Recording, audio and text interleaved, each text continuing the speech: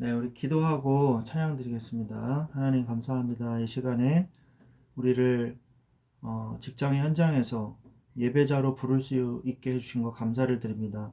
이 시간에 성령이 충만한 은혜를 부어주시고 말씀 속에 하나님의 계획을 깨닫는 응답의 시간이 되게 하여 주시옵소서.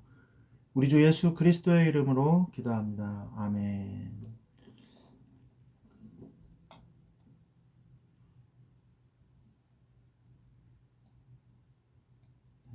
찬양하겠습니다.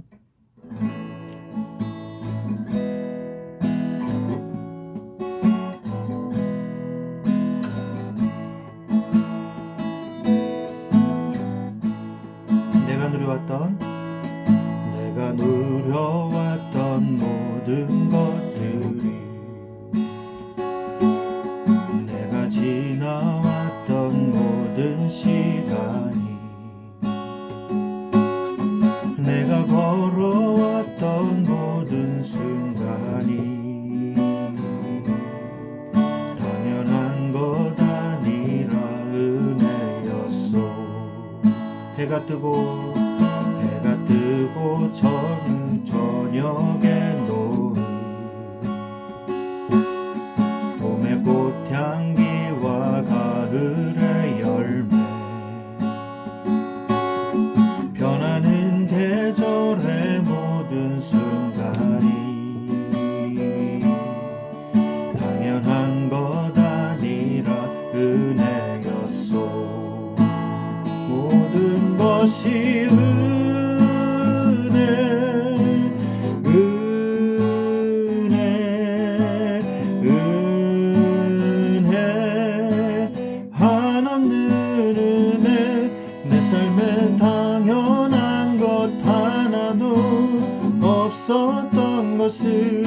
모든 것이 은혜였소. 모든 것이 은혜,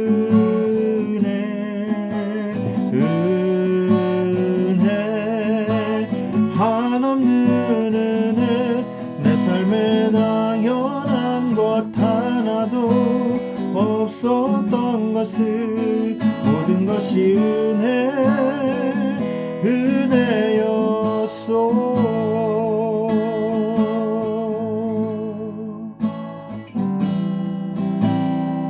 창조의 아버지, 창조의 아버지, 그 섭리 보이사 택하신 세대 일으키어 이 땅을 고치소서. 주의 크신 능력 만물이 사모하니 성령의 기름 부어주사 이 시간 임하소서. 주 영광 여기 임하사 열방 향해 그 빛 비추소서. 그의 얼굴 구할 때 주의 향기 머무소서. 주의 나라가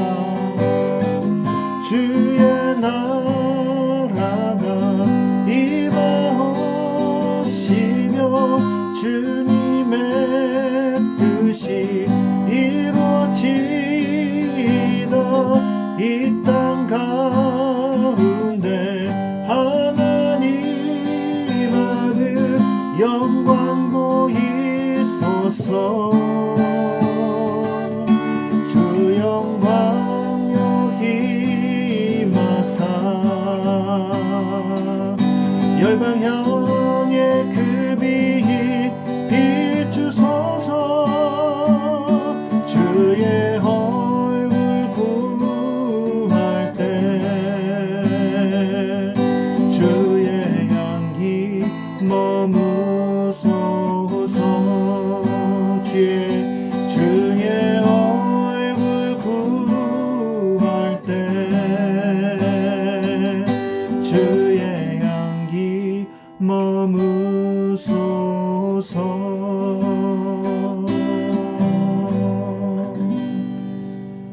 아멘.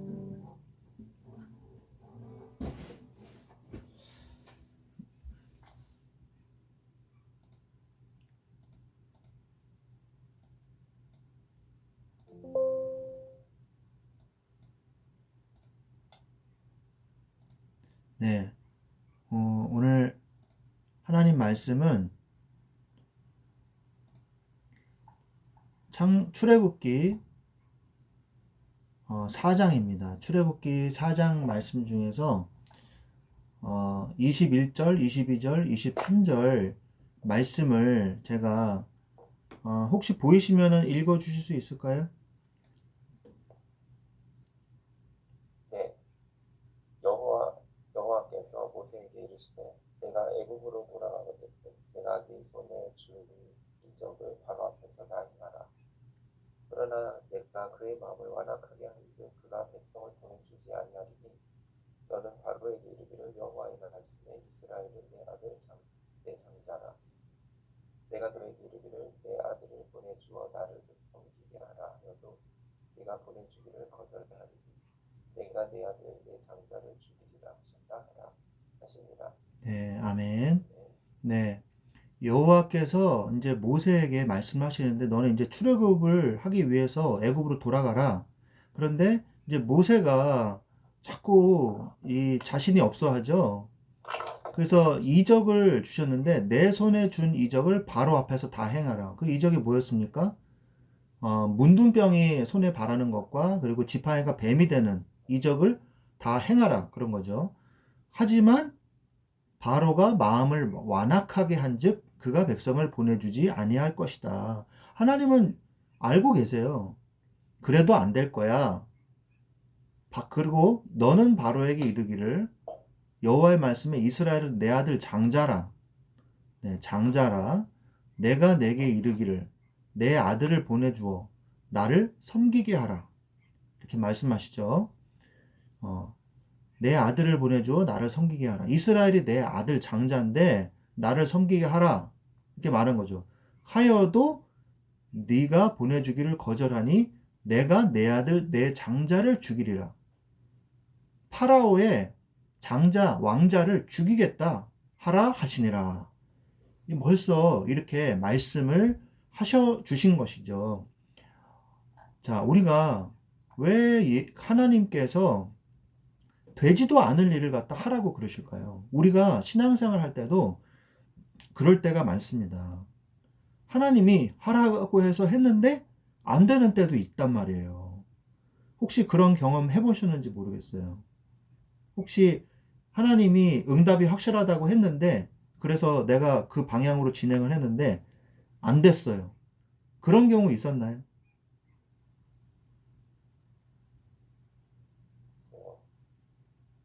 네. 저는 있었거든요. 그래서 너무 답답한 거예요. 너무 답답해가지고 하나님, 아니 이렇게 하라 그래 놓으시고서는 왜 하나님이 역사를 안 하십니까? 이유가 뭡니까 도대체? 너무 알고 싶습니다. 근데 하나님이 대답을 안 해주시는 거예요. 대답을 안 해주세요. 근데 나중에 내가 시간이 지난 다음에 정말 어떻게 말로 형용할 수 없을 만큼 너무 하나님이 정확하게 역사하셨다는 것을 고백할 수밖에 없게끔 하나님께서 그렇게 말씀을 해주시더라고요. 아, 이 과정이 필요했구나. 안 돼도요. 안 될 수밖에 없는 그것이 과정으로서 꼭 필요하기 때문에 하나님이 그것을 겪게 하시는 경우가 있다는 거예요. 여기에서도 이 출애굽기에서도 마찬가지예요. 피의 이적을 행하기도 전에 이 문둥병과 지팡이의 기적을 보여주었을 때 바로가 너희 하나님 대단하신 분이구나. 그래, 다 가라. 그렇게 하면은 출애굽기에 기록될 게 한 절반은 줄어들잖아요. 그죠? 절반까지는 안 해더라도 한 3분의 1은 줄어들거든요. 출애굽기가. 근데 왜 하나님이 그 과정을 겪게 하셨냐는 거죠. 그래서 안 되니까 어떻게 해요? 나일강의 피로 변하는 거. 그것을 시작으로 해가지고 개구리, 이, 파리, 악질, 독종, 우박, 메뚜기, 흑암, 그 다음 마지막 아까 하나님께서 예언하신 장자의 재앙까지. 왜 그런 일이 일어나고 난 다음에 출애굽을 하게 하셨냐 이거예요. 혹시 아십니까? 혹시 아세요? 아시나요? 더 큰 응답을 주시, 더 큰 걸 보여주시는 네, 맞아요. 더 큰 응답을 주시기 위해서인데, 더 정확하게 말씀을 드리자면, 우리 그 이스라엘 백성이 출애굽을 하기 전에는 몇 년을 살았어요? 애굽에서? 430년이라고 성경에 기록되어 있거든요. 그러면 430여 년을 살면서 생각을 해보세요. 고려 시대만큼이나 오래 살았던 거예요. 고려 건국해서 멸망할 때까지. 조선 왕조 500년에서 70년 모자란 거예요. 그러면 그 사람들이요, 정말 애굽의 문화에 동화될 수밖에 없는 그런 상황이거든요. 특히 우상숭배와 관련해서 신을 섬기는 어떤 그런 습성들, 그런 것들이 그 체질이 돼 있단 말이에요. 하나님을 물론 섬기고 있었지만 그 사람들은 율법도 별로 없었고 그들의 정체성을 많이 혼동하고 있었을 거란 말이에요. 그래서 아주 박살을 내신 겁니다.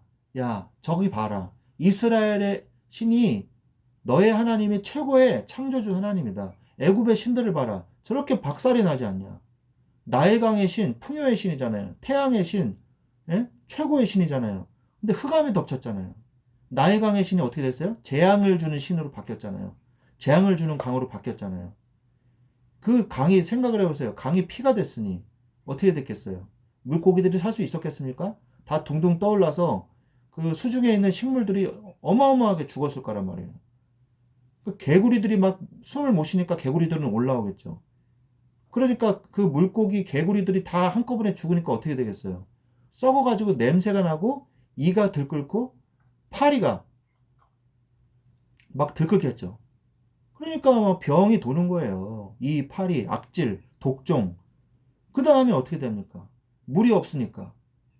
메뚜기들이 어떻게 해요? 메뚜기들이 이 가뭄이 들었을 때 이게 메뚜기가 떼를 이루거든요. 가지고 이동을 한단 말이에요. 때로 이동해야지 그 손실률이 적기 때문에 가뭄이 들었을 때 메뚜기가 때로 모인다 그러거든요.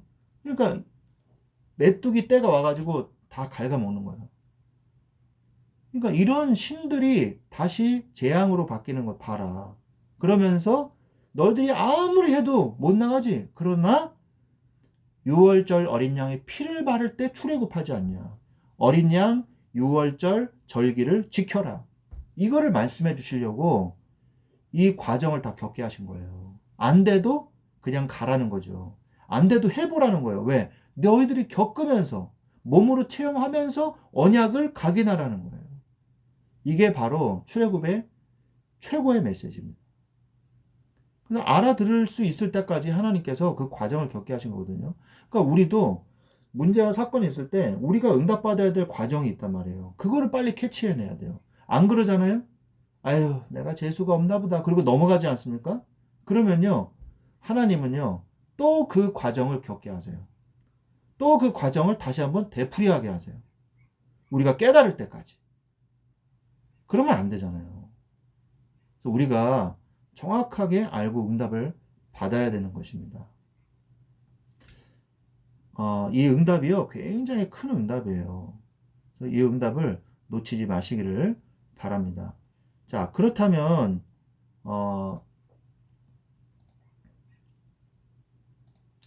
그렇다면, 우리가 이 출애굽기 4장의 말씀을 통해서 어떤 배경이었냐. 이스라엘이 위기가 왔어요.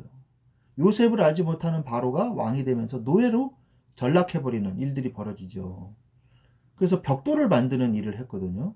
벽돌. 흙으로, 보통 중동 지역은 진흙으로 벽돌을 많이 만듭니다. 그 고대 바벨론 문화도요, 벽돌 문화예요. 벽돌 문화. 진흙으로 벽돌을 구워가지고 만들었거든요. 그런데 그 시대에 모세가 출생했어요. 레위 남자가 레위 여자가 결혼을 했단 말이에요. 그 성경에 나오죠. 하나님의 언약을 전달받은 모세란 말이에요. 하나님의 언약을 레위 사람 부모님에게서 받았죠. 그래서 모세가 소명을 받았어요. 어디에서? 호렙산에서. 너는 내가 너를 사용해서 이스라엘을 출애굽시키겠다. 소명을 받았어요. 그리고 하나님이 뭘 주셨냐? 증거를 주셨습니다.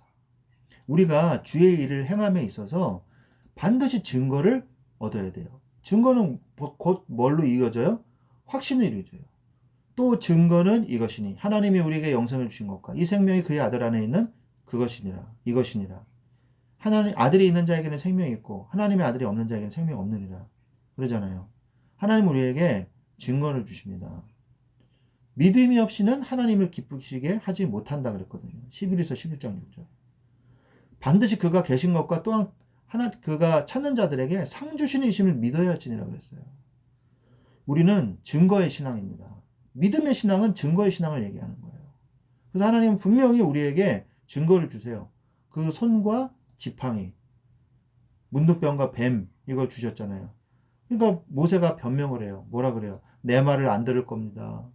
나는 입이 뻣뻣합니다. 혀가 둔합니다. 보낼 만한 자를 보내십시오. 뭐 이런 얘기를 한단 말이에요. 손과 지팡이, 나일강의 피 얘기를 해줘요. 내 입에 함께 네 할 말을 가르쳐 주리라. 나는 그러는데 혀가 둔합니다. 보낼 말 그러니까 노하여 가라사대 내 형 아론이 있지 아니야. 이렇게 말씀하시거든요. 보낼 만한 자를 보내소서 이러니까. 우리가 아무리 증거가 없어도요. 하나님이 증거를 주시면요.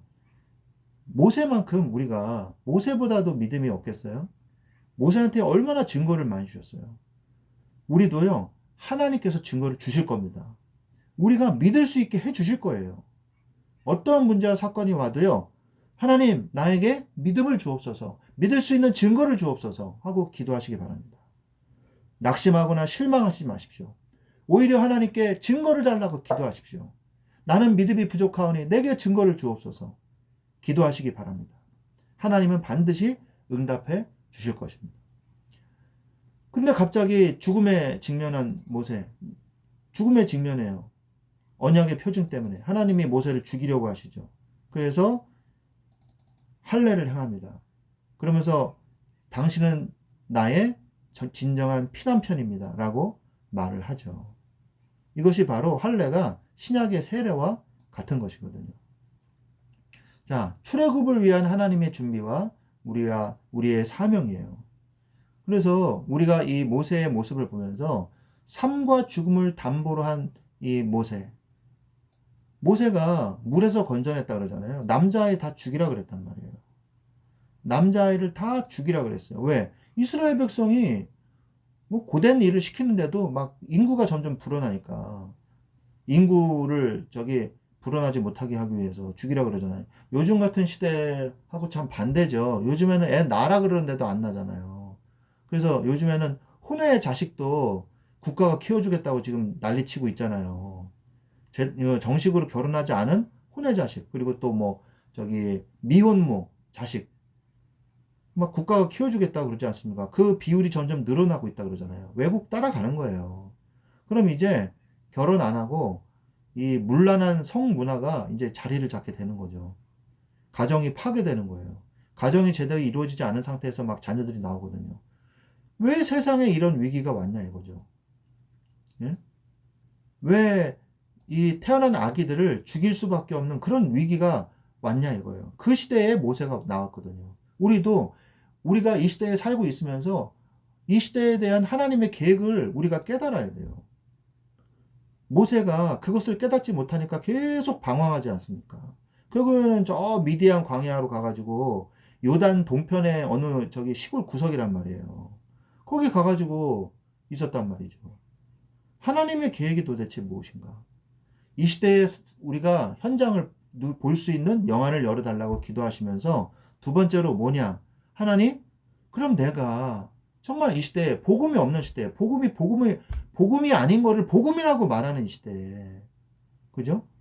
아니 죄악을 저질러 놓고 죄악에 대해서 회개도 안 하고 아무 일도 없는 듯이 실수한 거라고 뻔뻔하게 지금 하고 있단 말이에요. 이러한 악한 시대에 그러면 나는 어떤 자세를 취해야 되겠습니까? 깨달으셔야 돼요. 나의 신앙은 어디에 있습니까? 교회에 있나요? 아니에요. 나의 신앙은 어디에 있습니까? 목사에게 있나요? 아니에요. 나의 신앙은 어디에 있어요? 어디 위에 있어요? 성경 위에 있는 거예요. 성경 위에. 성경이 나의 기준이 돼야 되는 거예요. 성경이 기준이 그 어떤 기준보다 위에 올라갈 수가 없어요. 천주교가 왜 타락했는지 아세요? 성경 위에 교황이 올라갔기 때문에 그런 거예요. 그래서 타락한 거예요. 그래서 우상 숭배도 하잖아요. 성경에 분명히 하지 말라고 돼 있는데. 그죠? 그러면서 괜찮다 이러면서. 성모 마리아 우상 만들어서 숭배하고. 성경이 말하지 말라 그러는데 하고 있잖아요. 뻔뻔하게. 그죠? 그 무엇도 목사도 교회도 공동체도 성경 위에 있을 수는 없는 거예요. 교회가 틀리면 틀렸다고 얘기를 해야 되는 거예요. 목사가 틀리면 틀렸다고 얘기해야 되는 거예요. 성경 위에 그 무엇도 있을 수 없어요. 정말 내가 여기에 대해서 양보를 하기 시작하잖아요. 그러면요. 후대 타락하는 거는 시간 문제입니다. 후대도 그렇게 되거든요. 그래서 나와 가정과 후대를 지키기 위해서라도 성경 위에 서야 되는 거예요. 나의 신앙이 성경에서 출발이 돼야 되는 거예요. 그래서 하나님의 계획을 깨달으십시오. 하나님, 그럼 내가 무엇을 해야 되겠습니까? 정말 내가 올바른 신앙을 지키기 위해서 무엇을 해야 되는지 깨닫게 하여 주시옵소서. 기도하시기 바랍니다. 이 악한 시대에 삶과 죽음을 담보로 한 결단을 했어요. 내가 언약을 내가 믿고 따라가야겠다. 그게 뭐예요? 바로 할례였던 거예요. 보낼 만한 자를 보내십시오. 나는 혀가 어노라고. 뭐예요? 자신의 배경, 자신의 상황. 나 그냥 이 자리에 안주하고 싶어요. 나 지금 다 좋은데 또 뭐 사건을 일으키고 싶지 않아요. 하나님이 그 사람을, 그 모세를 끄집어내시잖아요. 그리고 모세가 결단하게 한 거예요. 이제 출발할 때 할례를 딱 행하게 하시는 거예요. 이제는 가는 거예요. 하나님의 뜻대로. 작정한 거예요, 모세도. 우리 형제님의, 우리 집사님의 미션은 무엇입니까? 정말 올바른 신앙의 그 위에 서 계십니까?